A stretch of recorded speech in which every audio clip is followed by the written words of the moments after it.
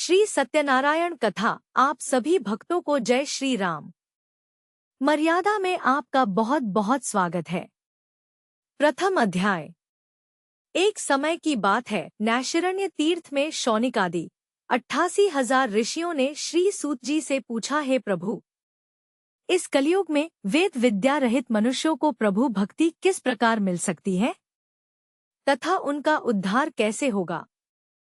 हे मुनि श्रेष्ठ, कोई ऐसा तप बताइए जिससे थोड़े समय में ही पुण्य मिले और मनवांछित फल भी मिल जाए।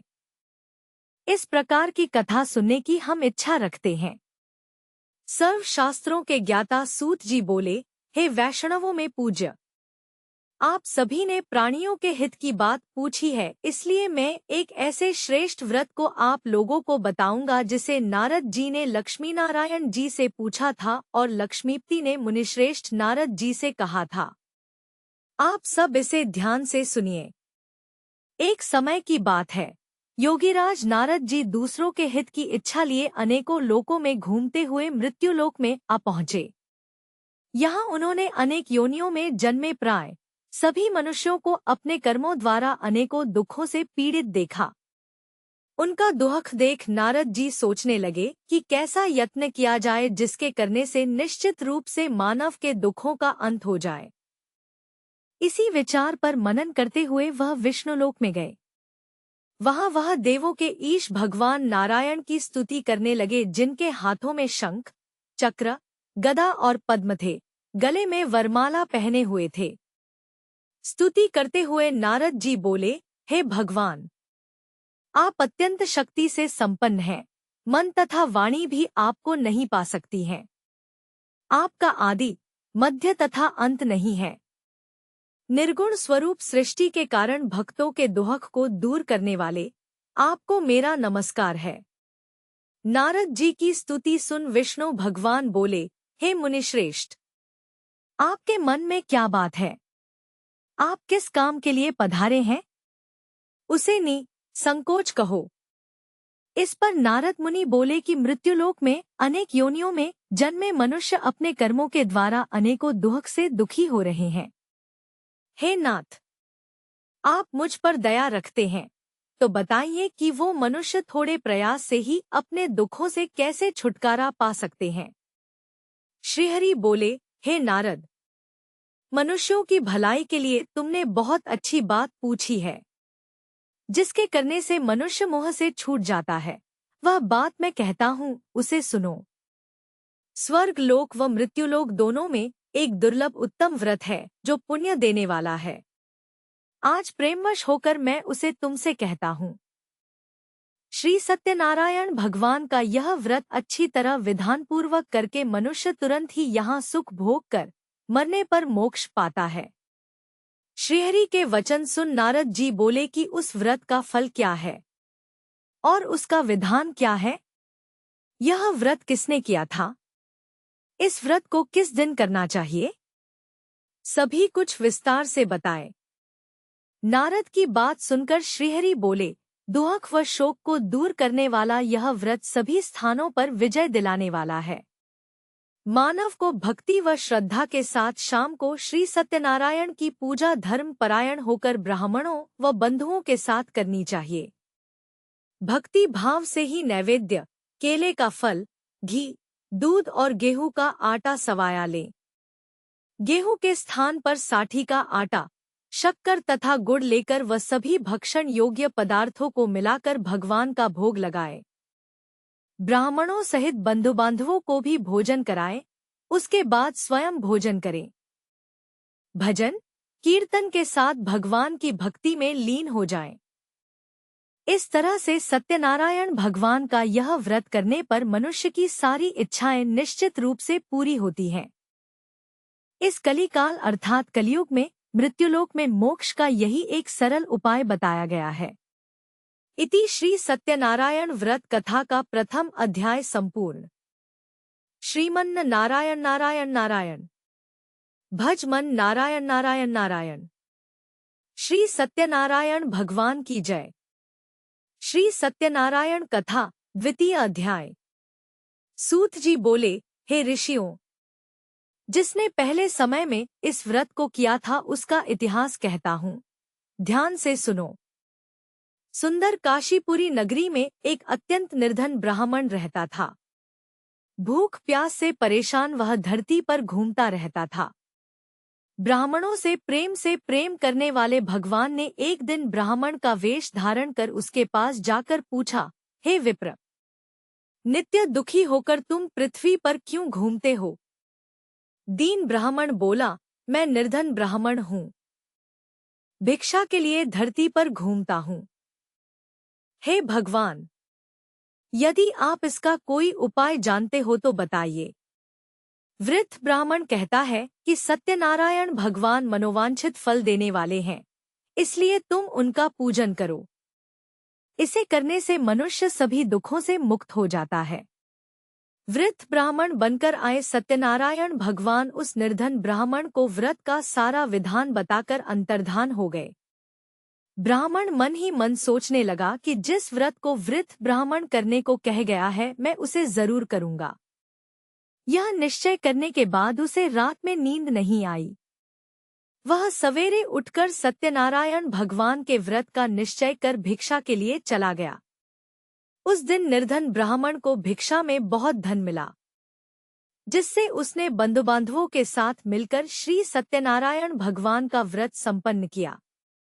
भगवान सत्यनारायण का व्रत संपन्न करने के बाद वह निर्धन ब्राह्मण सभी दुखों से छूट गया और अनेक प्रकार की संपत्तियों से युक्त हो गया। उसी समय से यह ब्राह्मण हर माह इस व्रत को करने लगा।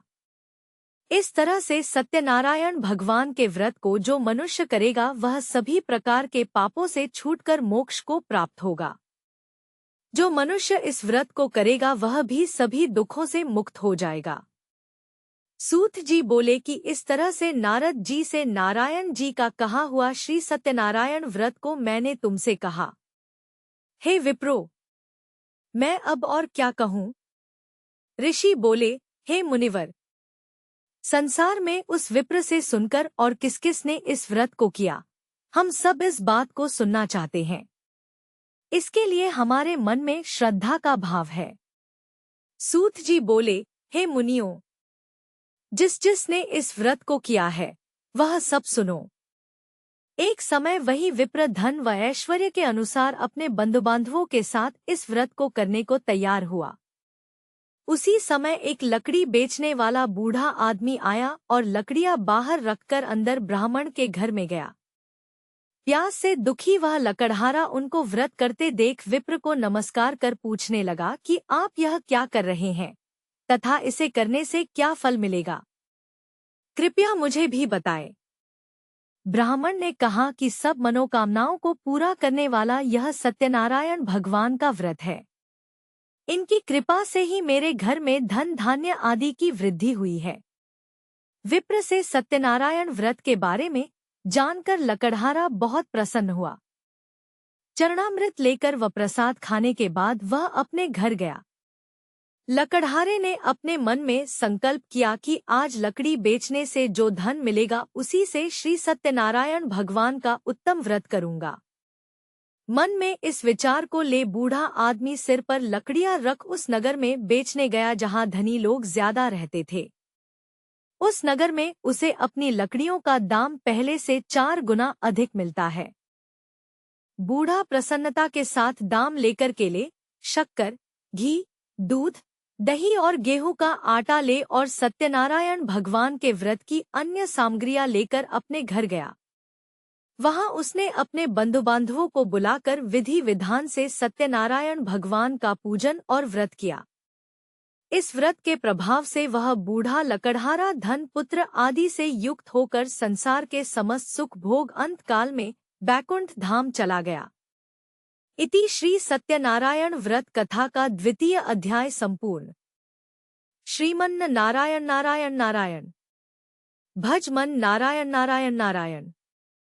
श्री सत्यनारायण भगवान की जय। श्री सत्यनारायण कथा 3 अध्याय। सूत जी बोले, हे श्रेष्ठ मुनियों, अब आगे की कथा कहता हूँ। पहले समय में उल्कामुख नाम का एक बुद्धिमान राजा था। वह सत्यवक्ता और जितेंद्रिय था। प्रतिदिन देव स्थानों पर जाता और निर्धनों को धन देकर उनके कष्ट दूर करता था। उसकी पत्नी कमल के समान मुख वाली तथा सती साध्वी थी। भद्रशिला नदी के तट पर उन दोनों ने श्री सत्यनारायण भगवान का व्रत किया। उसी समय साधु नाम का एक वैश्य आया। उसके पास व्यापार करने के लिए बहुत सा धन भी था। राजा को व्रत करते देखकर वह विनय के साथ पूछने लगा, हे राजन, भक्तिभाव से पूर्ण होकर आप यह क्या कर रहे हैं? मैं सुनने की इच्छा रखता हूँ, तो आप मुझे बताएं। राजा बोला, हे साधु, अपने बंधु बांधवों के साथ पुत्रादि की प्राप्ति के लिए एक महाशक्तिमान श्री सत्यनारायण भगवान का व्रत व पूजन कर रहा हूँ। राजा के वचन सुन साधु आदर से बोला, हे राजन, मुझे इस व्रत का सारा विधान कहिए। आपके कथनानुसार मैं भी इस व्रत को करूँगा। मेरी भी संतान नहीं है और इस व्रत को करने से निश्चित रूप से मुझे संतान की प्राप्ति होगी। राजा से व्रत का सारा विधान सुन व्यापार से निवृत्त हो वह अपने घर गया। साधु वैश्य ने अपनी पत्नी को संतान देने वाले इस व्रत का वर्णन कह सुनाया और कहा कि जब मेरी संतान होगी तब मैं इस व्रत को करूँगा। साधु ने इस तरह के वचन अपनी पत्नी लीलावती से कहे। एक दिन लीलावती पति के साथ आनंदित हो सांसारिक धर्म में प्रवृत्त होकर सत्यनारायण भगवान की कृपा से गर्भवती हो गई। 10वें महीने में उसके गर्भ से एक सुंदर कन्या ने जन्म लिया। दिनोंदिन वह ऐसे बढ़ने लगी जैसे कि शुक्ल पक्ष का चंद्रमा बढ़ता है। माता पिता ने अपनी कन्या का नाम कलावती रखा। एक दिन लीलावती ने मीठे शब्दों में अपने पति को याद दिलाया कि आपने सत्यनारायण भगवान के जिस व्रत को करने का संकल्प किया था उसे करने का समय आ गया है। आप इस व्रत को करिए। साधु बोला कि हे प्रिय, इस व्रत को मैं उसके विवाह पर करूँगा।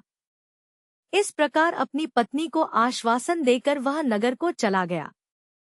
कलावती पिता के घर में रह दिनों दिन बड़ी होने लगी। साधु ने एक बार नगर में अपनी कन्या को सखियों के साथ देखा तो तुरंत ही दूत को बुलाया और कहा कि मेरी कन्या के योग्य वर देख कर आओ। साधु की बात सुनकर दूत कंचन नगर में पहुंचा और वहां देखभाल कर लड़की के सुयोग्य वाणिक पुत्र को ले आया। सुयोग्य लड़के को देख साधु ने बंधुबांधवों को बुलाकर अपनी पुत्री का विवाह कर दिया, लेकिन दुर्भाग्य की बात ये कि साधु ने अभी भी श्री सत्यनारायण भगवान का व्रत नहीं किया। इस पर श्री भगवान क्रोधित हो गए और श्राप दिया कि साधु को अत्यधिक दुहक मिले। अपने कार्य में कुशल साधु बनिया जमाई को लेकर समुद्र के पास स्थित होकर रत्नासारपुर नगर में गया। वहां जाकर दामाद ससुर दोनों मिलकर चंद्रकेतु राजा के नगर में व्यापार करने लगे। एक दिन भगवान सत्यनारायण की माया से एक चोर राजा का धन चुराकर भाग रहा था। उसने राजा के सिपाहियों को अपना पीछा करते देख चुराया हुआ धन वहां रख दिया जहां साधु अपने जमाई के साथ ठहरा हुआ था। राजा के सिपाहियों ने साधु वैश्य के पास राजा का धन पड़ा देखा तो वह ससुर जमाई दोनों को बांधकर प्रसन्नता से राजा के पास ले गए और कहा कि उन दोनों चोरों को हम पकड़ लाए हैं, आप आगे की कार्यवाही की आज्ञा दें।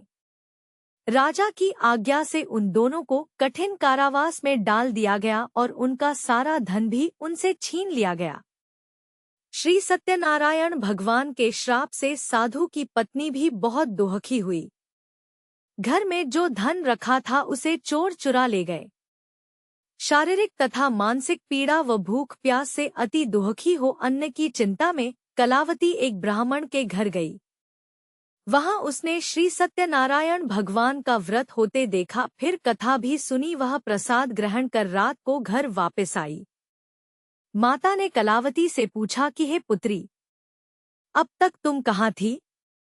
तेरे मन में क्या है? कलावती ने अपनी माता से कहा, हे माता, मैंने एक ब्राह्मण के घर में श्री सत्यनारायण भगवान का व्रत देखा है। कन्या के वचन सुन लीलावती भगवान के पूजन की तैयारी करने लगी। लीलावती ने परिवार व बंधुओं सहित सत्यनारायण भगवान का पूजन किया और उनसे वर मांगा कि मेरे पति तथा जमाई शीघ्र घर आ जाए। साथ ही यह भी प्रार्थना की कि हम सबका अपराध क्षमा करें। श्री सत्यनारायण भगवान इस व्रत से संतुष्ट हो गए और राजा चंद्रकेतु को सपने में दर्शन देकर कहा, हे राजन, तुम उन दोनों वैश्यों को छोड़ दो और तुमने उनका जो धन लिया है उसे वापस कर दो। अगर तुमने ऐसा नहीं किया तो मैं तुम्हारा धन, राज्य व संतान सभी को नष्ट कर दूंगा। राजा को यह सब कहकर भगवान अंतर्धान हो गए। प्रात काल सभा में राजा ने अपना सपना सुनाया, फिर बोले कि बणिक पुत्रों को कैद से मुक्त कर सभा में लाओ। दोनों ने आते ही राजा को प्रणाम किया। राजा मीठी वाणी में बोला, हे महानुभावों, भाग्यवश ऐसा कठिन दुख तुम्हें प्राप्त हुआ है, लेकिन अब तुम्हें कोई भय नहीं है। ऐसा कह राजा ने उन दोनों को नए वस्त्राभूषण भी पहनाए और जितना धन उनका लिया था उससे दुगुना धन वापस कर दिया। दोनों वैश्य अपने घर को चल दिए। इति श्री सत्यनारायण व्रत कथा का 3य अध्याय संपूर्ण। श्रीमन् नारायण नारायण नारायण, भज मन नारायण नारायण नारायण। श्री सत्यनारायण भगवान की जय। श्री सत्यनारायण कथा 4th अध्याय। सूत जी बोले, वैश्य ने मंगलाचार कर अपनी यात्रा आरंभ की और अपने नगर की ओर चल दिए। उनके थोड़ी दूर जाने पर एक दंडी वेशधारी श्री सत्यनारायण ने उनसे पूछा, हे साधु, तेरी नाव में क्या है? अभिवाणी वणिक हंसता हुआ बोला, हे दंडी, आप क्यों पूछते हो? क्या धन लेने की इच्छा है? मेरी नाव में तो बेल व पत्ते भरे हुए हैं। वैश्य के कठोर वचन सुन भगवान बोले, तुम्हारा वचन सत्य हो। दंडी ऐसे वचन कह वहां से दूर चले गए। कुछ दूर जाकर समुद्र के किनारे बैठ गए। दंडी के जाने के बाद साधु वैश्य ने नित्य क्रिया के पश्चात नाव को ऊंची उठते देखकर अचंभा माना और नाव में बेलपत्ते आदि देख वह मूर्छित हो जमीन पर गिर पड़ा। मूर्छा खुलने पर वह अत्यंत शोक में डूब गया। तब उसका दामाद बोला कि आप शोक ना मनाएं, यह दंडी का शाप है, इसलिए हमें उनकी शरण में जाना चाहिए, तभी हमारी मनोकामना पूरी होगी। दामाद की बात सुनकर वह दंडी के पास पहुंचा और अत्यंत भक्तिभाव से नमस्कार करके बोला, मैंने आपसे जो जो असत्य वचन कहे थे उनके लिए मुझे क्षमा दे। ऐसा कहकर महान शोकातुर हो रोने लगा। तब दंडी भगवान बोले, हे वणिक पुत्र, मेरी आज्ञा से बार बार तुम्हें दुख प्राप्त हुआ है। तू मेरी पूजा से विमुख हुआ। साधु बोला, हे भगवान, आपकी माया से ब्रह्मा आदि देवता भी आपके रूप को नहीं जानते, तब मैं अज्ञानी कैसे जान सकता हूँ? आप प्रसन्न होइए, अब मैं सामर्थ्य के अनुसार आपकी पूजा करूँगा। मेरी रक्षा करो और पहले के समान नौका में धन भर दें। साधु वैश्य के भक्तिपूर्वक वचन सुनकर भगवान प्रसन्न हो गए और उसकी इच्छानुसार वरदान देकर अंतर्धान हो गए। ससुर जमाई जब नाव पर आए तो नाव धन से भरी हुई थी। फिर वहीं अपने अन्य साथियों के साथ सत्यनारायण भगवान का पूजन कर अपने नगर को चल दिए। जब नगर के नजदीक पहुंचे तो दूत को घर पर खबर करने के लिए भेज दिया। दूत साधु की पत्नी को प्रणाम कर कहता है कि मालिक अपने दामाद सहित नगर के निकट आ गए हैं। दूत की बात सुन साधु की पत्नी लीलावती ने बड़े हर्ष के साथ सत्यनारायण भगवान का पूजन कर अपनी पुत्री कलावती से कहा कि मैं अपने पति के दर्शन को जाती हूँ, तू कार्य पूर्ण कर शीघ्र आ जा। माता के ऐसे वचन सुन कलावती जल्दी में प्रसाद छोड़ अपने पति के पास चली गई। प्रसाद की अवज्ञा के कारण श्री सत्यनारायण भगवान रुष्ट हो गए और नाव सहित उसके पति को पानी में डुबो दिया। कलावती अपने पति को वहां न पाकर रोती हुई जमीन पर गिर गई। नौका को डूबा हुआ देख व कन्या को रोता देख साधु दुखी होकर बोला कि हे प्रभु, मुझसे तथा मेरे परिवार से जो भूल हुई है उसे क्षमा करें। साधु के दीन वचन सुनकर श्री सत्यनारायण भगवान प्रसन्न हो गए और आकाशवाणी हुई, हे साधु, तेरी कन्या मेरे प्रसाद को छोड़कर आई है, इसलिए उसका पति अदृश्य हो गया है। यदि वह घर जाकर प्रसाद खाकर लौटती है तो इसे इसका पति अवश्य मिलेगा। ऐसी आकाशवाणी सुन कलावती घर पहुंचकर प्रसाद ग्रहण करती है और फिर आकर अपने पति के दर्शन करती है। उसके बाद साधु अपने बंधु बांधवों सहित श्री सत्यनारायण भगवान का विधि विधान से पूजन करता है तथा इस लोक में सुख भोग वह अंत में स्वर्ग को जाता है। इति श्री सत्यनारायण व्रत कथा का चतुर्थ अध्याय संपूर्ण। श्रीमन् नारायण नारायण नारायण, भज मन नारायण नारायण नारायण। श्री सत्यनारायण भगवान की जय। श्री सत्यनारायण कथा पंचम अध्याय। सूत जी बोले, हे ऋषियों, मैं और भी एक कथा सुनाता हूँ, उसे भी ध्यानपूर्वक सुनो। प्रजापालन में लीन तुंगध्वज नाम का एक राजा था। उसने भी भगवान का प्रसाद त्याग कर बहुत ही दुख सहन किया। एक बार वन में जाकर वन्य पशुओं को मारकर वह बड़ के पेड़ के नीचे आया। वहां उसने ग्वालों को भक्तिभाव से अपने बंधुओं सहित सत्यनारायण भगवान का पूजन करते देखा। अभिमानवश राजा ने उन्हें देखकर भी पूजा स्थान में नहीं गया और न ही उसने भगवान को नमस्कार किया। ग्वालों ने राजा को प्रसाद दिया, लेकिन उसने वह प्रसाद नहीं खाया और प्रसाद को वहीं छोड़ वह अपने नगर को चला गया। जब वह नगर में पहुंचा तो वहां सब कुछ तहस-नहस हुआ पाया तो वह शीघ्र ही समझ गया कि यह सब भगवान ने ही किया है। वह दोबारा ग्वालों के पास पहुंचा और विधि पूर्वक पूजा करके प्रसाद खाया तो श्री सत्यनारायण भगवान की कृपा से सब कुछ पहले जैसा हो गया। दीर्घकाल तक सुख भोगने के बाद मरणोपरांत उसे स्वर्गलोक की प्राप्ति हुई। जो मनुष्य परम दुर्लभ इस व्रत को करेगा तो भगवान सत्यनारायण की अनुकंपा से उसे धन धान्य की प्राप्ति होगी। निर्धन धनी हो जाता है और भयमुक्त हो जीवन जीता है। संतानहीन मनुष्य को संतान सुख मिलता है और सारे मनोरथ पूर्ण होने पर मानव अंतकाल में बैकुंठ धाम को जाता है। सूत जी बोले, जिन्होंने पहले इस व्रत को किया है अब उनके दूसरे जन्म की कथा कहता हूँ।